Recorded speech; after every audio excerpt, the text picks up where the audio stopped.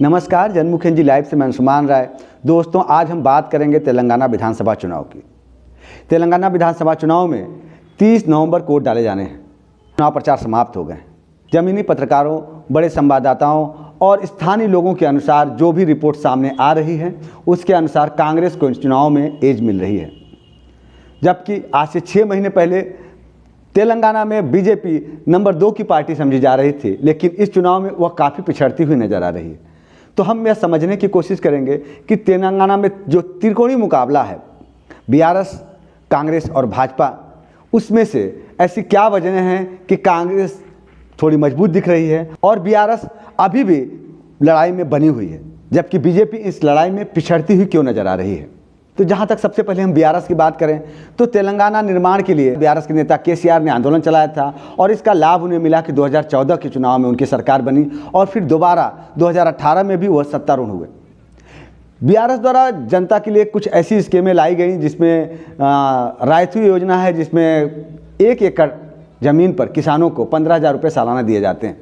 इसके अलावा और भी महिलाओं, युवाओं और कई अलग अलग वर्गों के लिए पैसे देने की योजनाएं हैं, उनको हित के लिए योजनाएं लाई गई हैं, जिसके चलते आज भी बीआरएस मजबूत दिखाई दे रही है, लड़ाई में मजबूती से बनी हुई है। लेकिन बीआरएस की कमजोरी, जहां तक ज़मीनी रिपोर्ट्स का दावा है कि बीआरएस ने अपने 95% से ज़्यादा विधायकों को दोबारा टिकट दिया है। उनमें से बहुत से ऐसे विधायक हैं जिनके खिलाफ आक्रोश है, जनता में नाराज़गी है और उनको दोबारा मैदान में उतारे जाने से बीआरएस को नुकसान हो रहा है। वहीं कांग्रेस की बात करें तो कांग्रेस पार्टी 6 महीने पहले तक बेहद कमज़ोर स्थिति में दिखाई दे रही थी, लेकिन पिछले 6 महीने में कांग्रेस ने अपने प्रचार को जिस तेज़ी से बढ़ाया और उन्होंने अपने प्रदेश अध्यक्ष रेवंत रेड्डी के बदौलत जिस प्रकार से प्रचार में रफ्तार पकड़ी, उसमें वह आज बीजेपी से आगे निकल गए। चुनाव के दौरान या चुनाव में, जैसे कर्नाटक का चुनाव समाप्त हुआ था, प्रियंका गांधी तुरंत तेलंगाना में रैली करने पहुंच गई थी। कांग्रेस पार्टी इंदिरा गांधी के समय में भी तेलंगाना के लोगों के लिए जो कार्य किए गए हैं उसको भी गिना रही है। और एक सबसे बड़ा फायदा जो कांग्रेस को होता दिख रहा है, कांग्रेस पार्टी ने जो अल्पसंख्यक मतदाता हैं उनके मन में बीआरएस को लेकर एक भ्रम पैदा करने की कोशिश की है, जिसमें वो सफल होती दिखाई दे रही है। कांग्रेस पार्टी का यह कहना है कि बीआरएस वास्तव में बीजेपी से मिली हुई है, जहां भी जरूरत पड़ी है बीआरएस ने भाजपा का साथ दिया है। दूसरी सबसे बड़ी बात यह है कि जिस शराब घोटाले में आम आदमी पार्टी के नेता जेल में हैं, चाहे संजय सिंह हो चाहे मनीष सिसोदिया, उसी शराब घोटाले में कविता जो केसीआर की बेटी है उनका भी नाम आया था। उनसे भी ईडी ने बुलाकर पूछताछ की थी, लेकिन अब तक कविता को गिरफ्तार नहीं किया गया है। इन मुद्दों को उठाकर अल्पसंख्यक वोटरों में कांग्रेस ने एक भ्रम पैदा करने की कोशिश की है केसीआर को लेकर।